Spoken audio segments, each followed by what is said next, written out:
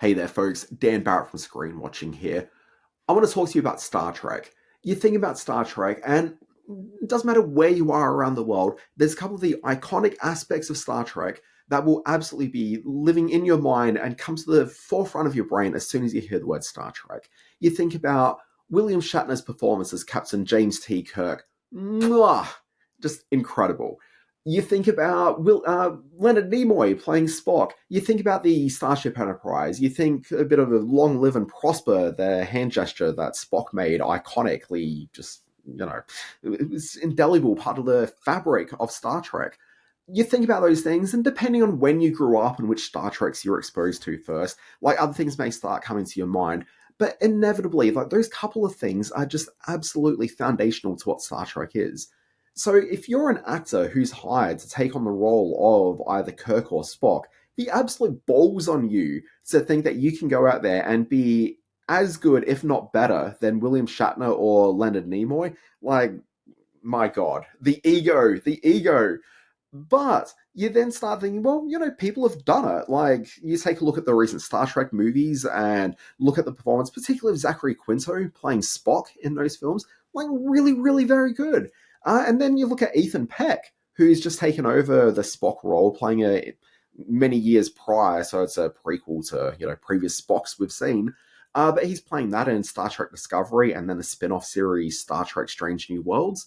And he's good. Like, he's put his own stamp on it, and for all intents and purposes, like, he is Spock on the screen. Anytime that I've tuned into the program, tuned in, look at me, Mr. 1985 tuning into television. Anytime that I watch one of the new Star Trek shows and see him there as Spock, I'm not thinking about Leonard Nimoy, I'm not thinking about Quinto, I'm thinking about Ethan Peck as Spock, which I think is absolutely the testament to the fact that he's made the character his own. So I got the chance to talk to Ethan Peck, and who's going to say no to that? Like, that's a pretty good opportunity. So I had a 15-minute chat with him, which we're about to take a look at.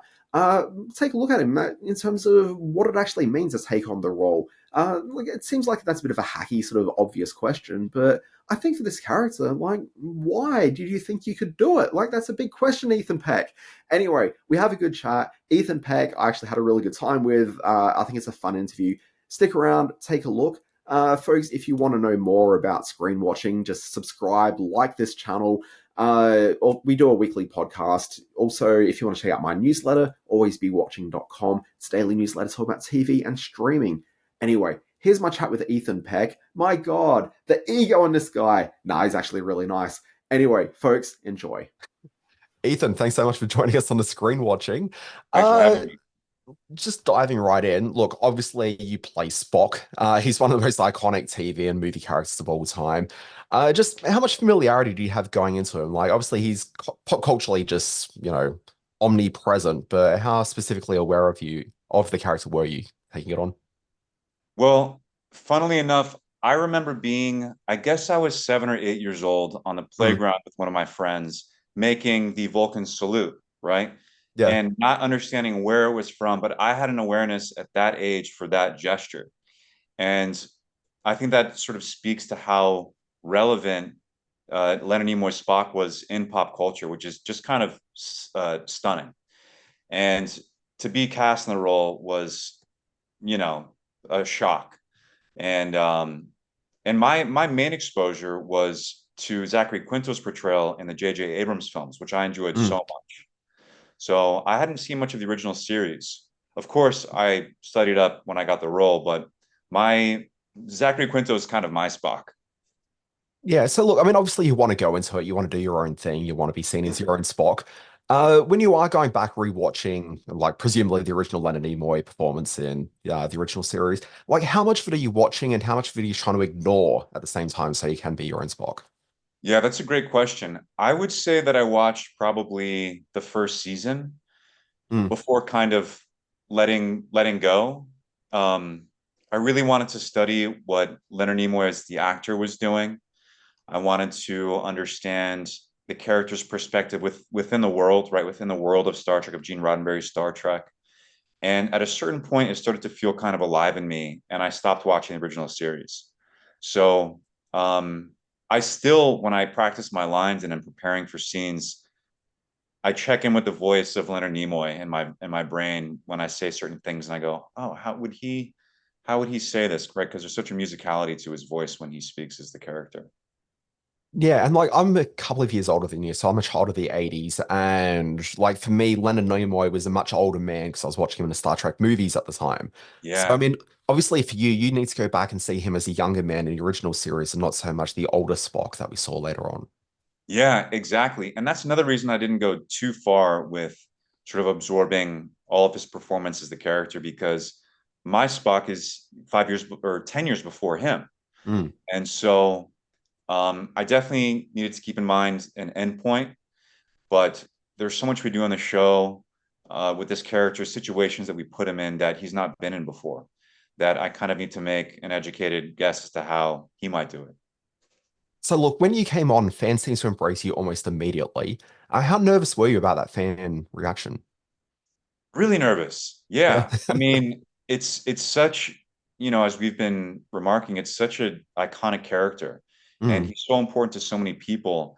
And I just really wanted to do justice to this character. He's such a beautiful person. He's got these principles, he's got such integrity, he's so humanistic.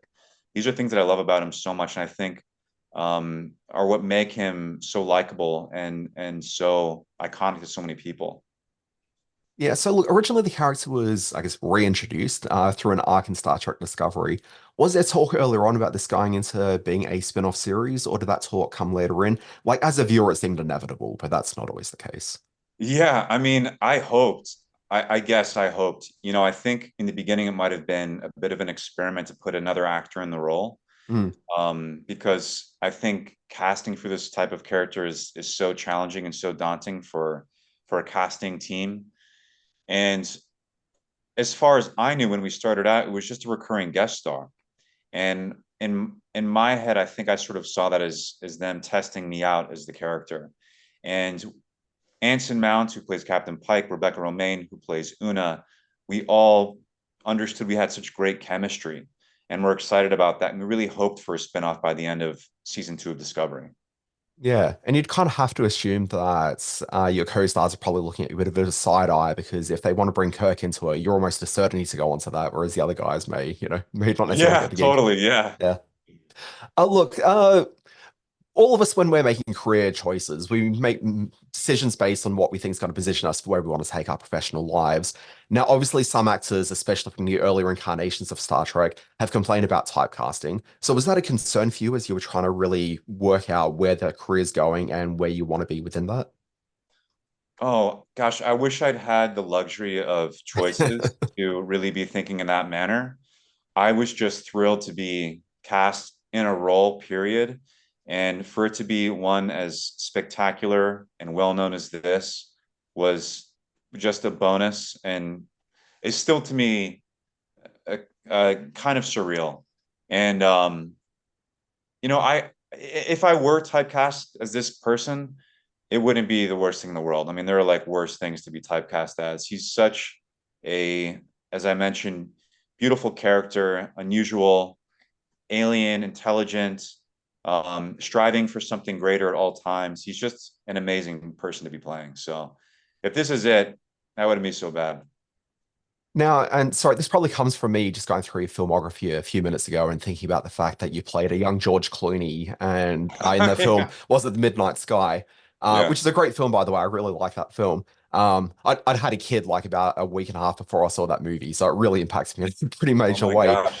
Um, but thinking about George Clooney as an actor, he struggled in Hollywood for years and years being cast in all sorts of projects. Never really quite got the fame until he was in his mid 30s, maybe mid to late 30s for ER coming along. And I've heard interviews where he talks about the maturity he had to be able to take that fame on at that age. And I'm thinking about what you just said then about just being happy to take on the role and being able to, if you were typecast in that role, you'd probably be okay. But surely that sort of maturity comes from the fact that you did sort of get this career fame and career success sort of in your mid to late 30s. So would you have had that same attitude maybe if it came 15 years earlier? That's so difficult to answer. I might say no. Mm, Um, my 20s, I'm in my late 30s, And, I got this role, I guess, in my early 30s. And there was so much I had to learn about myself. There's so much that I've learned about myself through playing this character.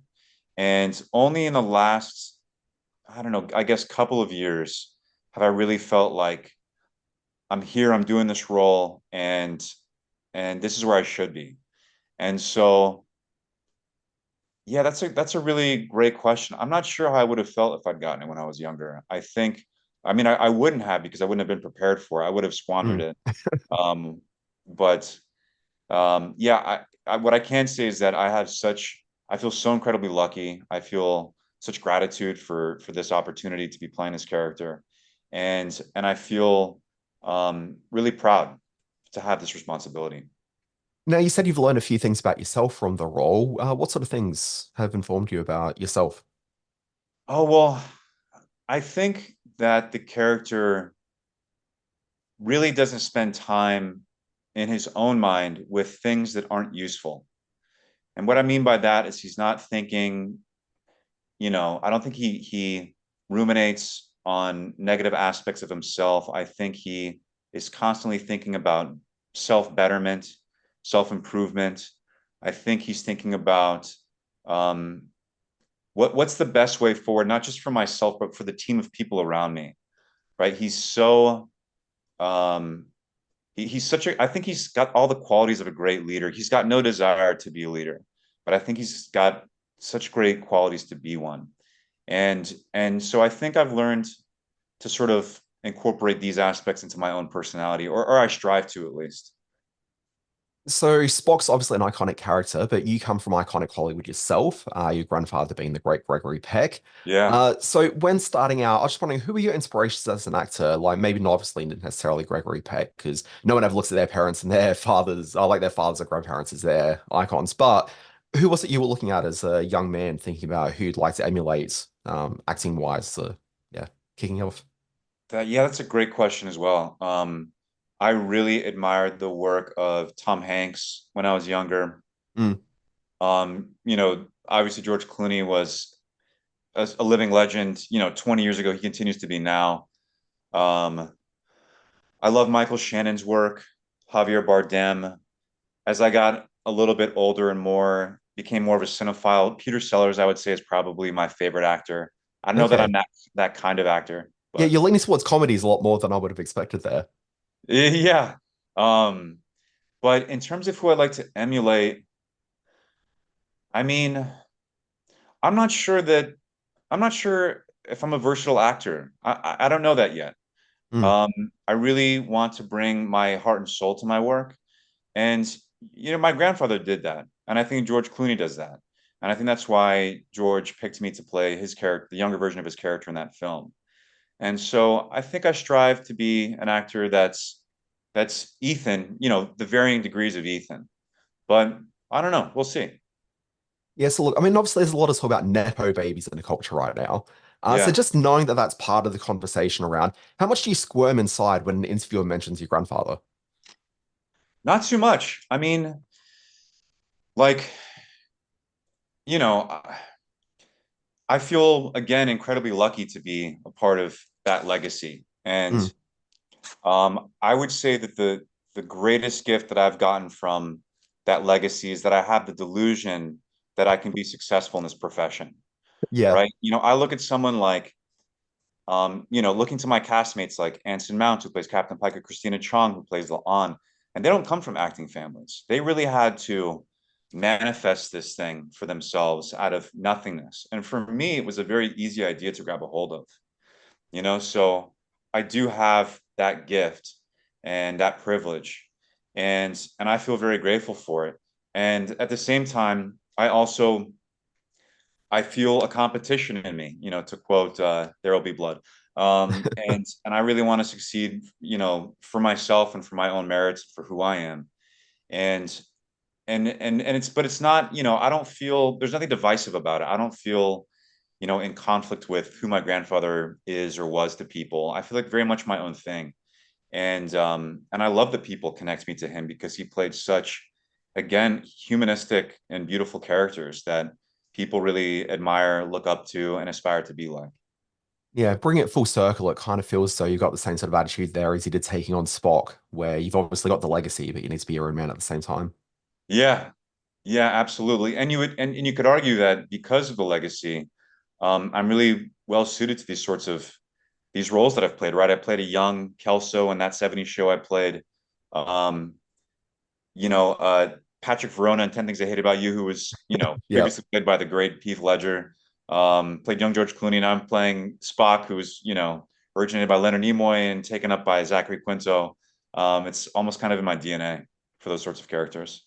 Yeah, look, I mean, young Kelso, I'm not sure maybe falls in the same sort of iconic category as the rest, but we'll roll with it. Yeah. Excellent. Well, Ethan, thanks so much for your time today. It's been much appreciated. Yeah, thank you too. And I'm so curious, what else is so science fiction, like do you explore film, television, books? Oh, me. I spent a lot of years reading comics as a kid, and I'm no stranger to Star Trek, but I wouldn't say I'm sort of a mad Star Trek fan. Embarrassingly, I've only seen the first season of Strange New Worlds. So I've got to get back onto it. But Oh no, that's great. I just like narrative TV just generally. So, Oh, Star Trek sort wonderful. of falls into the bucket of all that. Cool. Yeah. Yeah, I'm a big sci-fi fan myself, so it's great to speak to you. Okay. Awesome to hear. But yeah, Ethan, thanks so much. Thank you so much. Take care.